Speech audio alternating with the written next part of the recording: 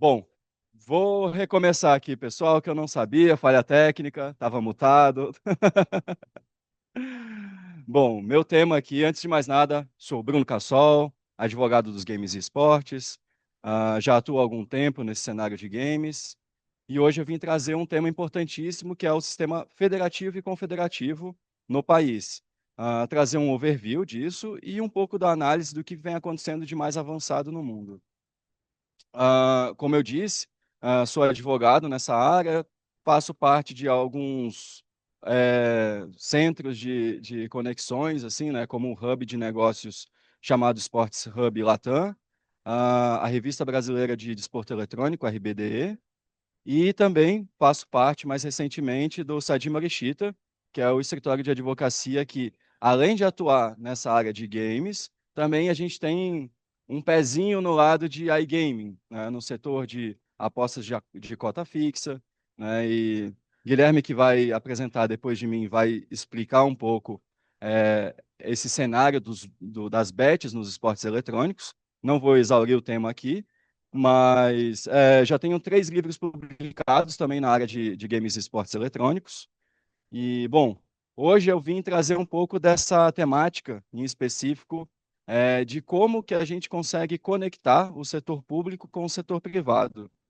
A gente entende que os esportes e os games como um todo já são um fenômeno a nível global, com audiências milionárias, diversos influencers, ligas profissionais consolidadas, times consolidados com faturamento milionário, uma cadeia completa de staff, com psicólogo, com fisioterapeuta, com advogado. Então, tudo isso já vem acontecendo, como a Manu disse anteriormente, ao longo do quê? 5, 10, 15 anos. E o que a gente necessita hoje, em 2025, é justamente mais eventos como esse, mais parcerias com o setor público. Por quê? Porque a gente entende que o setor público é ele que vai focar e dedicar mais energias no fomento, na formação do atleta, na formação do profissional, na construção desse sistema competitivo para além dos ganhos puramente materiais, né? Então, aqui a gente vê que uma das possibilidades de entrada do Estado justamente com o fomento e a formação de base e desenvolvimento de talentos, mas também com a geração de empregos e turismo, que esses próprios eventos, como o que está acontecendo aqui agora, hoje, ele proporciona. Então, pessoas vêm de outras regiões para se conectar e fazer network, participar de eventos, enfim.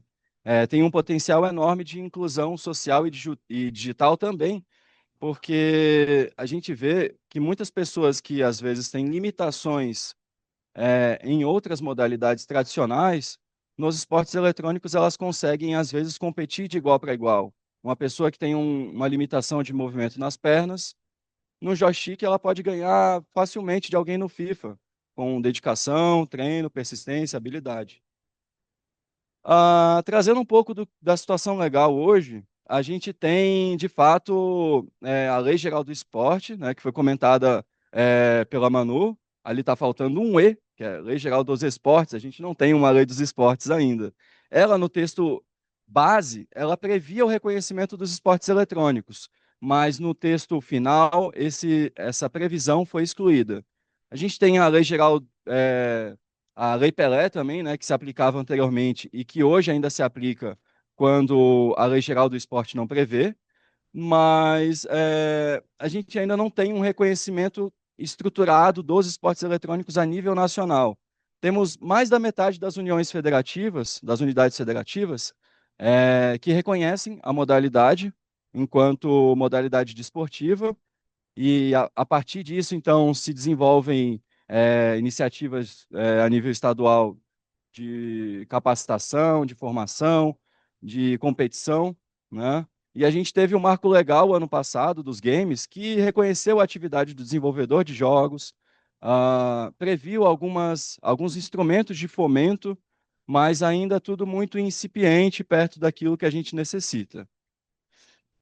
Então, hoje, o que a gente tem no cenário legal? A gente tem que boa parte do público jovem que está ali interagindo com os esportes, eles não têm o conhecimento legal dos seus direitos. Muitas das vezes, Um colega pela manhã que comentou que às vezes eles trabalham em cima só da premiação e de uma porcentagem de uma premiação, sem remuneração, sem qualquer previsão de direitos trabalhista.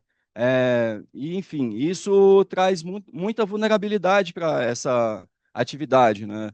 A gente tem lesões por esforço repetitivo que podem acontecer, e aí interromper uma carreira precocemente por uma síndrome do túnel do carpo, uma bursite e uma epicondilite, e assim por diante. As competições também, os organizadores de eventos, campeonatos, eles definem as regras em um regulamento, mas isso ainda não é unificado a nível nacional. Então, a gente pode ter uma competição aqui em São Paulo que vai ter um tipo de previsão, e aqui em Minas a gente vai ter uma outra previsão e no Rio de Janeiro, ou às vezes numa mesma cidade, campeonatos distintos com regulamentos distintos. Então, fica difícil saber qual que é a regra que vai se aplicar em todas as competições, né? A gente não tem uma federação, por exemplo, uma confederação que pudesse chancelar e validar essas competições. E isso também, essa incerteza a respeito das leis, essa falta de uma orientação a nível nacional, também gera um nível de incerteza para quem vai, a nível privado, né, e a nível público também, dedicar recursos para essas iniciativas. Então, aqui a gente tem um paradoxo, né, que se de um lado a gente tem aqui clubes profissionais consolidados, a gente tem uma escassez dessas entidades, né, que unifiquem esses clubes, que legitimem essas ligas, né? Então, aqui, ao mesmo tempo, a gente também tem ligas com premiações relevantes, mas uma ausência de reconhecimento oficial dessas mesmas, né? Então, a gente tem no Free Fire, no CS, no Valorant, diversas competições, mas a gente ainda não tem uma federação, uma confederação que pudesse chancelar e que pudesse ser respeitada e, acima de tudo, reconhecida como tal. Temos diversas confederações aqui no país, CBGE, CBDEL, mas a gente não tem ainda um respaldo e um respeito e um reconhecimento dessas confederações, seja a nível de instituições federais, seja a nível de times, atletas que muitas das vezes não se veem representados pelas que hoje existem. Então, quem realmente controla os esportes? Então, aqui a gente tem três momentos, né? O momento da propriedade intelectual. Então, quem detém os direitos de propriedade intelectual de um jogo, geralmente é a publisher, e aí, como a Manu disse, em alguns casos pode também ser a desenvolvedora. Mas ela que detém a licença de propriedade e comercialização do jogo eletrônico. Os regulamentos, por sua vez, nas competições de esportes eletrônicos, eles vão definir as regras de participação, os formatos das ligas, e em alguns casos, esses regulamentos são feitos pelas publishers. Em outros casos, são organizações privadas, né?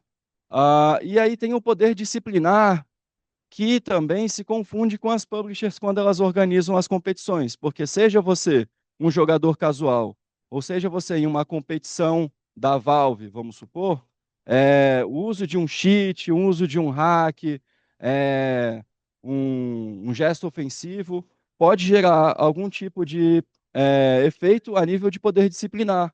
Então, uma suspensão, um banimento, ou algum outro tipo de sanção nas competições. Ah, e aqui eu quis trazer um pouco dessa diferenciação que eu comentei no início.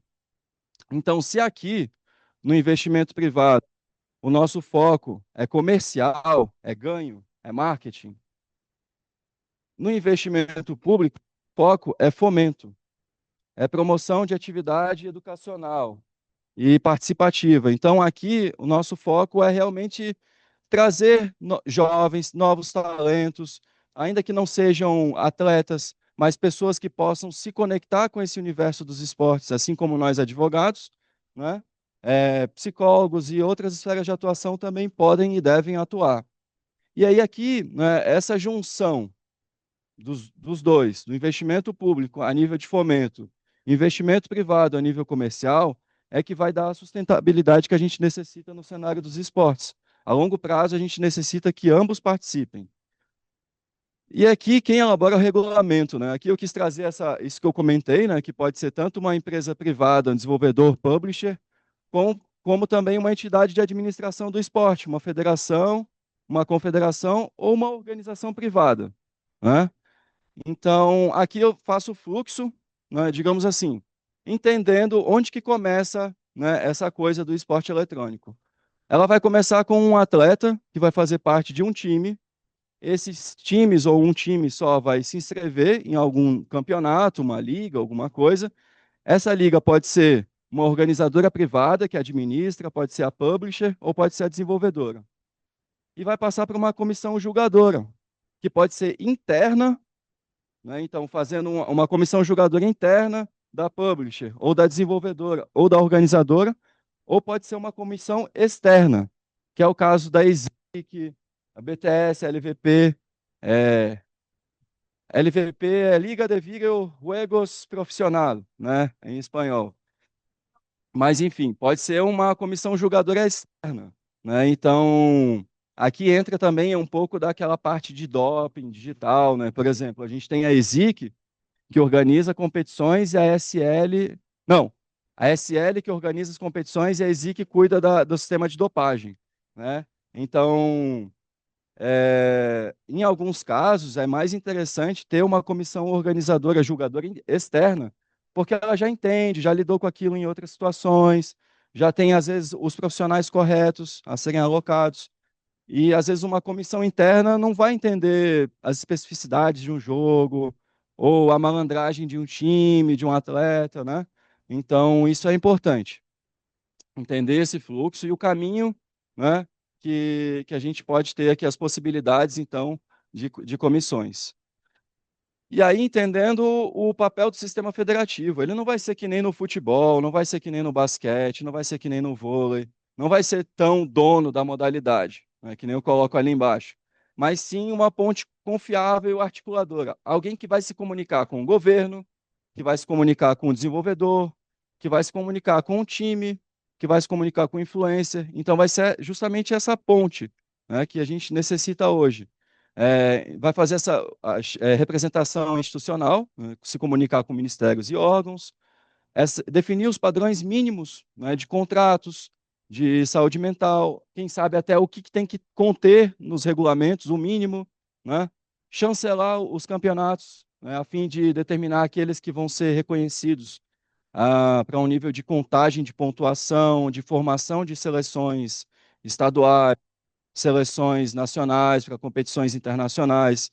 A gente vê hoje o desenvolvimento, né, é, dos esportes eletrônicos nos Emirados Árabes, volta e meia as Olimpíadas ali comentando, né, alguma possibilidade de internacionalização. Então, essa etapa da chancela, ela é fundamental para a gente ter isso, né, ter as nossas seleções, ter essas seleções reconhecidas, não ser uma pessoa que foi chamada de última hora, mas não, ó, baseado nas competições que ocorreram esse ano, nos pontos que ele acumulou, né, foram selecionados esses atletas, né, e também mediar a comunicação com as publishers, com os clubes, com os jogadores e com o Estado, né, fazer justamente esse meio de campo. Ah, aqui eu acho que o meu controle falhou, mas quis trazer um caso, tá? Um caso já de uns 2, 3 anos, possivelmente, que é o caso da França. A França foi pioneira em reconhecer a modalidade quanto modalidade esportiva, os esportes eletrônicos, né? E para isso fundou ali a Federação Francesa de Esportes. E essa ideia deu tão certo que instituições privadas, educacionais, fizeram isso que a gente comentou mais cedo, né? Começaram a unir forças, esforços, trabalhar em sala de aula, né? Montando aulas, cursos, demonstrando carreiras que podem ser desenvolvidas nessa área. Então, a França já talvez esteja um pouquinho mais adiantada e seja um país, não que a gente vai fazer igual, mas que a gente possa se inspirar, né, para poder fazer o nosso. E aqui os benefícios desse reconhecimento. Então, De cabo a rabo, pessoal. Vai transformar as competições em algo, um sistema mais justo, pode trazer, né, para pessoas a noção de que, às vezes, uma carreira que ela não imaginava pode se aplicar nos esportes eletrônicos, né? Então, às vezes, eu sou um advogado e estou lá, né, seguindo a minha carreira trabalhista, com, né, enfim, aposentados no previdenciário, e de repente eu posso trabalhar isso nos esportes eletrônicos, né? Então, podem surgir novas carreiras, a indústria vai se fortalecer, a gente tem a descoberta de novos talentos, né? Com isso, a escola, o Estado e a iniciativa privada, todos ali imbuídos no mesmo propósito, que é formar atletas. Esses atletas vão surgir uma hora ou outra, né? E não só isso, eles vão trabalhar com condições mais seguras de trabalho, né? Não vai ser aquela coisa, se a gente ganhar, eu te dou alguma coisa, mas não posso te garantir nada, né? Então tem um pouco isso. E também trazer um pouco dessa qualidade de vida para outras gerações que não necessariamente são as gerações jovens. Às vezes, as pessoas que não podem mais desenvolver os esportes tradicionais, correr como corriam antigamente, jogar um vôlei como jogavam antigamente, ter esse contato com os esportes eletrônicos, com entretenimento, né? Uma qualidade de vida. E bom, ah, hoje a gente não tem uma confederação oficialmente 100% true, real, oficial, no nosso país que vai lidar com tudo, né? A gente tem um limbo aí no momento entre CBDEL, CBGE, é, até ali um pessoal que vem desenvolvendo umas atividades junto ao Comitê Olímpico, né, de esportes eletrônicos. Mas o que acontece? A gente necessita, para poder ter um reconhecimento mínimo dessas federações ou confederações, que elas tenham uma base real de filiados, né? Que elas tenham clubes filiados, ligas, atletas, influencers, para que então a gente possa reconhecer ela e dar o seu devido respaldo, né?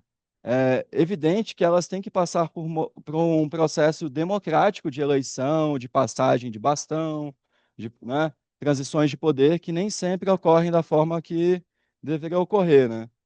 Da mesma forma, algo que eu já venho observando há algum tempo, esse tópico aqui da transparência consegue seguir. A FERJ, eu vejo que eles conseguem fazer ali no Rio de Janeiro a disponibilização dos estatutos no site, das atas, né? Tem as comissões específicas. Então, isso daqui é fundamental para que a gente tenha legitimidade, né? E que as pessoas não olhem com aquele olhar de desconfiança, né? E que a gente consiga avançar, seja CBDEL, seja CBGE, seja Comitê Olímpico ou outra instituição que vai surgir, mas para que ela seja, né, legítima, né? Então também ela deve se adequar à Lei Geral do Esporte, nas questões de governança e integridade. Aqui, pessoal, está bem resumido, tá? Se eu fosse destrinchar cada um desses pontos, poderia dar uma apresentação também. E, bom, aqui a gente tem as possibilidades de acesso aos recursos públicos, né? Então, a gente tem aqui editais de economia criativa, convênios que podem ser feitos, as leis de incentivo ao esporte, incentivo cultural. Então, a partir dessas possibilidades aqui, a gente pode, né, montar um projeto de inclusão social, pode fazer a proposta de um campeonato, uma liga a nível municipal, estadual, interregional, ah, construir os CTs, né, de treinamento, de formação de atletas. A gente vê, antes da pandemia, até um pouco depois, houveram vários centros de treinamento ao longo do país, né, que foram construídos, mas que não puderam se manter, né, porque faltava competições, faltava investimento, faltava muita coisa. E eu acredito que o caminho desses CTs seja o caminho do setor público, sabe? Trazer, não só construir o CT e deixar abandonado, mas, né, trazer os jovens das escolas, fazer formação, cursos, envolver eles em alguns eventos culturais, né? Então, existem infinitas possibilidades aqui de serem trabalhadas e aqui em Minas, em São Paulo, eu vejo muito isso acontecendo, lá em Santa Catarina também. essa busca por projetos associados às leis de incentivo, né? Um movimento que eu vejo de uns 3, 4 anos, mais ou menos. Não que não houvessem antes, mas que eles aumentaram a projeção, né? E aí que é uma questão chave, né? A federação ela não pode ser vista só como uma associação. Hoje ela vai estar na mira do Tribunal de Contas, ela vai estar na mira do Ministério Público, das controladorias, né? Então, para isso ela tem que se basear, né? Tem que ter uma estrutura sólida daquilo que a gente comentou, né? Do estatuto, os processos de mandato, os projetos bem arquitetados, né? Seguir todos esses princípios legais aqui da administração pública. Porque aqui ela vai ser uma parceira do setor público, né? Ela não vai ser só uma associação isolada. A federação ela deve, né, fazer muito mais do que ser só uma mera associação de times, de ligas, de atletas. Ah, e aí, para isso, né, os convênios, os termos de fomento, eles devem seguir alguns critérios, assim, né?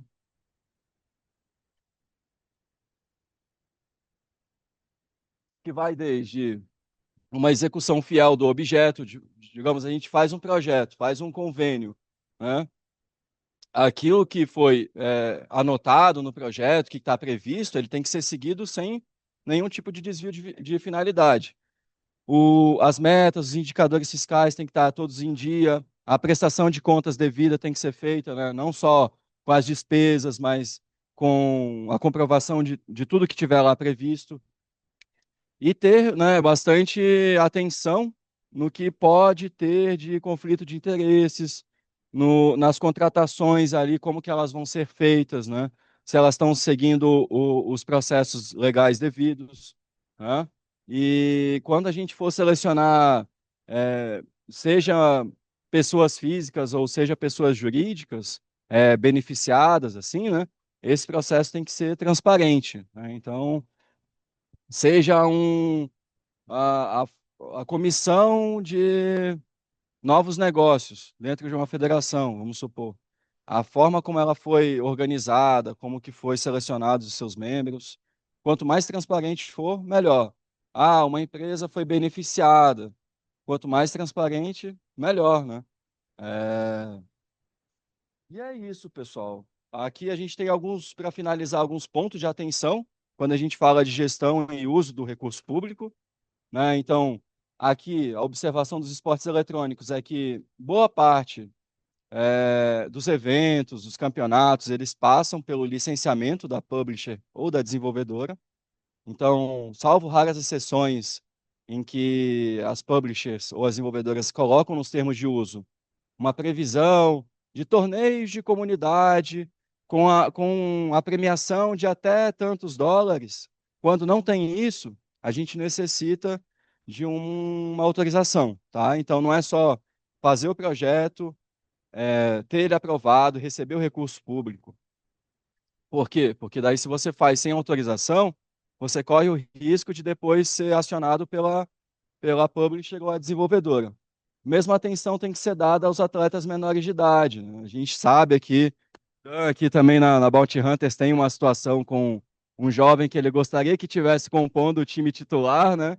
O sonho, joga demais, mas tem que esperar completar ali pelo menos os 16 anos, né? Porque a gente tem essa questão do atleta em formação. Então, não apenas isso, né? A gente tem que estar atento às diretrizes do Estatuto da Criança e do Adolescente. Até recentemente ali, né, teve uma situação com a Twitch, não foi?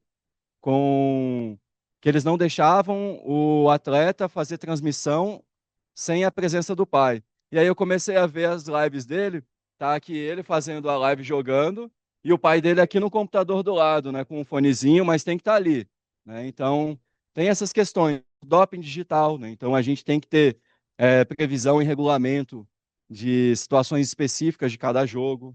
A infraestrutura é importantíssima também, porque muitos eventos pecam na qualidade dos computadores ou da internet, né? Ou de alguma forma a energia cai, né? Atrasa. Então, E isso também acaba gerando um marketing negativo, digamos assim, né? E isso não é interessante. Então, quanto antes a gente vê essas questões, melhor.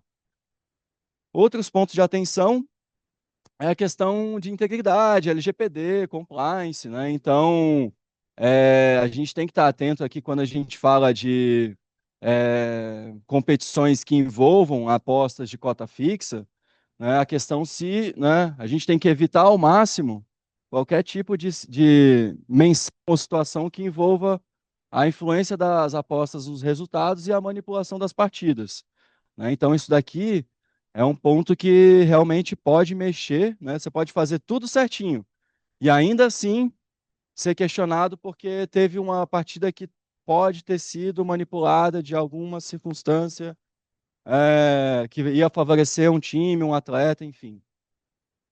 Ah, aqui também a gente tem que ter uma atenção com a separação patrimonial, né? Definir o que que é bem público, o que que é bem privado, o que que é da federação, o que que é do particular, né? Para a gente não ter essa confusão depois. Ah, o quanto mais a gente puder, né, evitar de expor dados de atletas menores de idade, é melhor, né? Porque acaba gerando algum tipo de complicação, tem que ter o consentimento, e olhe lá, algumas circunstâncias não é bem assim. É, cuidar também, enfim, a forma como os termos de uso são expostos ali, né? No caso, se a gente estiver falando de uma competição, mas pode ser outras circunstâncias. E, bom, é isso, pessoal. Eu fico aberto a questionamentos. Ah, não, tem mais um slide. Caminho do futuro estruturado. Meu Deus do céu. Eu acabei me passando nos slides aqui, perdão, tá? Mas é isso aqui, ó. No apanhado, a gente não tem que esperar o COI, não tem que esperar o Comitê Olímpico para fazer coisas. A gente sabe que eles estão se mexendo do lado de lá, a gente sabe que em Riad o pessoal também está se mexendo do lado de lá, e a gente tem que fazer a nossa parte aqui, né? Então, a gente sabe que boa parte da legislação já se aplica, mas a gente ainda precisa de um reconhecimento a nível nacional. Ah, tem projeto de lei em andamento desde 2021 lá no Senado, né? Mas o ideal é que a gente tenha não só legislações estaduais, mas uma nacional. Mas enquanto isso, a gente trabalha com o que tem, né? E com o que tem, a gente fazendo uma governança séria, fazendo um papel de organização séria, dialogando com ligas, com times, com as desenvolvedoras e as publishers. Eu acredito sim que a gente possa ter um sistema federativo mais robusto dentro de 5 anos, né? Uma margem até 2030, a gente tenha isso. Essa melhor organização pode gerar também uma confiança no mercado, que a gente vê ali, que a Manu comentou, das marcas não endêmicas, né? Que a gente tinha uma situação em que no começo boa parte delas queriam se jogar no mercado dos esportes porque ali estava o ouro, e depois, não é bem assim, né? Então, conforme a gente vai melhor se organizando internamente, montando as federações estaduais, tendo uma organização legítima a nível nacional, a gente pode realmente ter mais confiança do mercado e do setor público para poder captar esses recursos.